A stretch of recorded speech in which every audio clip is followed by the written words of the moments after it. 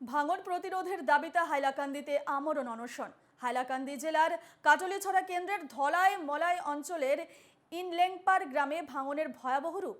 কাটাখাল নদীর তাণ্ডব চালাচ্ছে এবং আতঙ্কিত বাসিন্দারা ভিটে মাটি ছেড়ে পালাচ্ছেন। ইতিমধ্যে প্রায় 10টি বাড়ি নদী গর্ভে বিলীন হয়ে গেছে। গ্রামবাসীদের বহু আবেদন সত্ত্বেও নির্বিকার সরকার তথা প্রশাসন।